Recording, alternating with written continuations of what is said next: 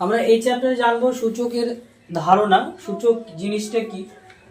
দেখো এখানে 10 ইন্টু 10 অর্থাৎ 10কে 10 দিয়ে গুণ করা, এই সংখ্যাটা আমরা যদি এইভাবে লিখি তাহলে অনেকটা জায়গা দিচ্ছে। তাহলে আমরা অঙ্কের ভাষায় এটাকে ছোট করে কিভাবে লিখতে পারি, 10-এর স্কোয়ার। দুটো 10কে গুণ আকারে থাকলে আমরা 10-এর উপরে পাওয়ার 2 লিখতে পারি।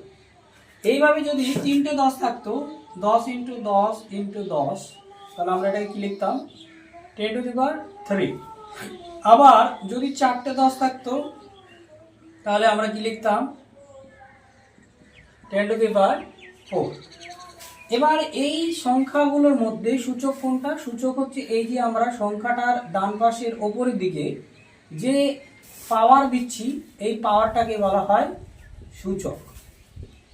আবার এই সূচকটাকে অন্য নামে ঘাত আকারও বলা হয়।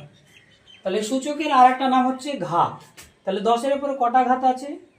দুটো ঘাত অর্থাৎ দ্বিঘাত। আর এখানে কটা ঘাত? এটা 3টে ঘাত, এখানে 4টে ঘাত আছে। তাহলে এই পাওয়ারগুলোকেই 10-এর ডান দিকে ওপরে যে সংখ্যাগুলো বসাচ্ছি এগুলোকে সূচক বলে। আর যার উপরে বসাচ্ছি, 10-এর উপরে বসিয়েছি, তাহলে 10টাকে আমরা কি বলবো? এই 10টাকে বলবো আমরা নিধান। নিধান।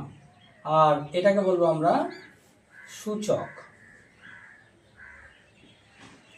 আশা করি তোমরা এই বিষয়টা বুঝতে পেরেছো। এটা তোমাদের জিজ্ঞাসা করা হয় ইউনিট 2-এ, বলা হয় যে এই সংখ্যার মধ্যে সূচক কোনটা, নিধান কোনটা।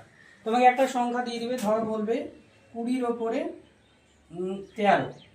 তাহলে 20-র ওপরে 13 আছে, এখানে সূচক কোনটা? সূচক হচ্ছে 13। এবং নিধান কোনটা? নিধান হচ্ছে 20। এইভাবে তোমাকে জিজ্ঞাসা করতে পারে।